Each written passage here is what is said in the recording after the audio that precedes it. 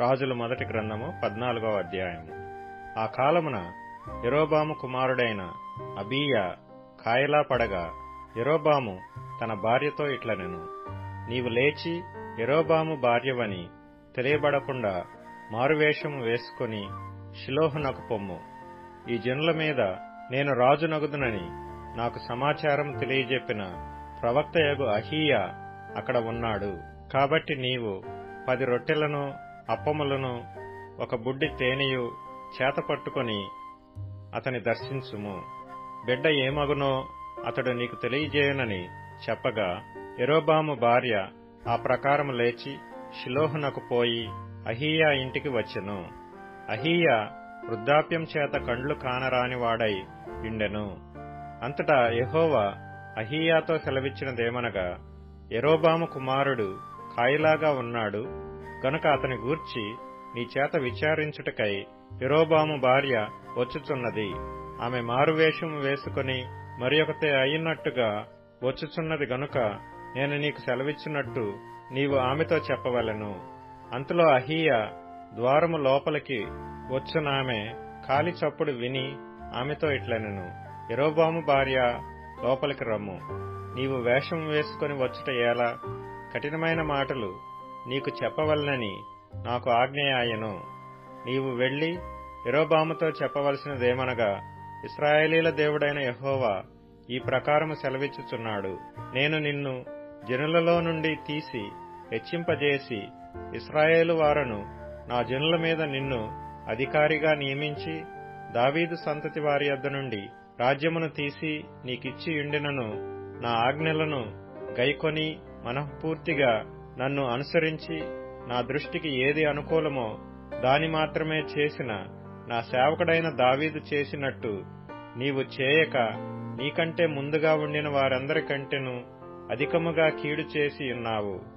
నన్ను బొత్తిగా విసర్జించి ఇతర దేవతలను పోత విగ్రహములను పెట్టుకొని నాకు కోపము పుట్టించి ఉన్నావు. కాబట్టి యరొబాము సంతతి వారి మీదికి నేను కీడు రప్పించుచు ఇశ్రాయేలు వారిలో అల్పులు గాని ఘనులు గాని లేకుండా మగవారినందరినీ యరొబాము వంశము నుండి నిర్మూలము చేసి పెంట అంతయు పోవునట్లుగా ఒకడు అవతలకు దానిని ఊడ్చివేసినట్లు యరొబాము సంతతిలో శేషించిన వారిని నేను ఊడ్చివేయుదును. పట్టణమందు యరొబాము సంబంధులలో మరణమగు వారిని కుక్కలు తినును, బయట భూమిలో మరణమగు వారిని ఆకాశ పక్షులు తినును. యెహోవా మాట ఇచ్చియున్నాడు. కాబట్టి నీవు లేచి నీ ఇంటికి పొమ్ము. నీ పాదములు పట్టణములో ప్రవేశించినప్పుడే నీ బిడ్డ చనిపోవును.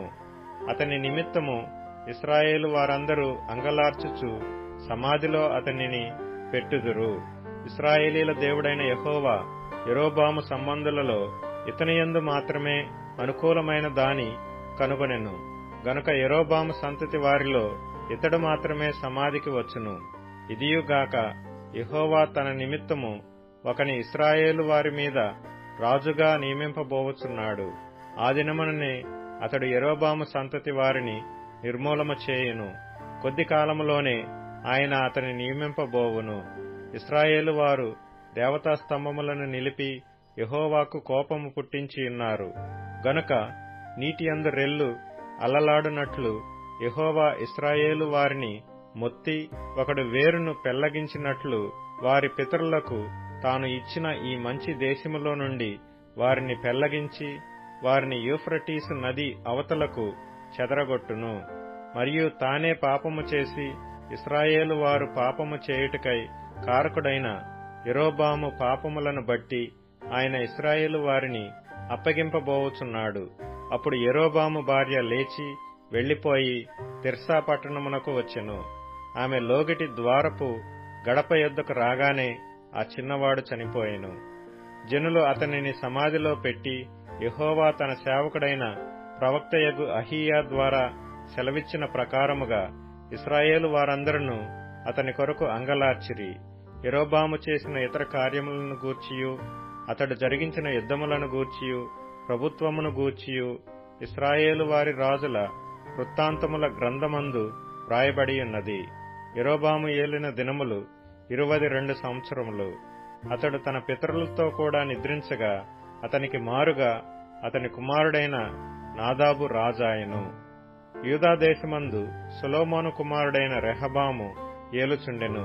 రెహబాము 41 సంవత్సరముల వాడైనప్పుడు ఏలనారంభించెను. తన నామమునుంచుటకై ఇశ్రాయేలీల గోత్రములన్నిటిలో నుండి యెహోవా కోరుకొనిన యెరూషలేమును పట్టణమందు అతడు 17 సంవత్సరములు ఏలెను.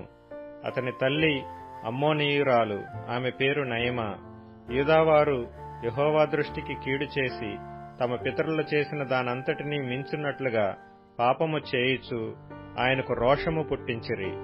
ఎట్లనగా వారును ఎత్తైన ప్రతి పర్వతము మీదను పచ్చని ప్రతి వృక్షము క్రిందను బలిపీఠములను కట్టి విగ్రహములను నిలిపి దేవతాస్తంభములను ఉంచిరి.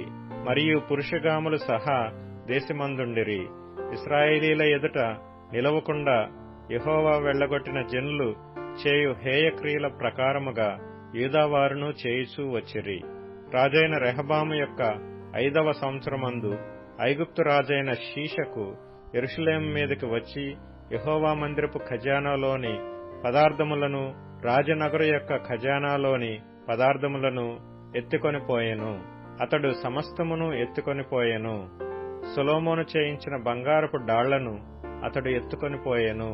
రాజైన రెహబాము వీటికి మారుగా ఇత్తడి డాళ్లను చేయించి రాజనగరు ద్వారపాలకులైన తన దేహ సంరక్షకుల అధిపతుల వశము చేసెను. రాజు యెహోవా మందిరమునకు వెళ్ళినప్పుడెల్లా రాజదేహ సంరక్షకులు వాటిని మోసుకొని పోయి అతడు తిరిగి రాగా వాటిని తమ గదిలో ఉంచిరి. రెహబాము చేసిన ఇతర కార్యములను గూర్చియు అతడు చేసిన వాటన్నిటిని గూర్చియు యూదారాజుల యొక్క వృత్తాంతముల గ్రంథమందు వ్రాయబడి ఉన్నది.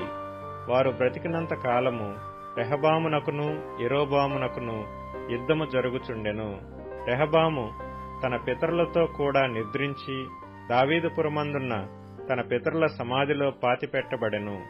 అతని తల్లి నయమాయను ఒక అమ్మోనీయురాలు. అతని కుమారుడైన అబీయాము అతనికి మారుగా రాజాయెను.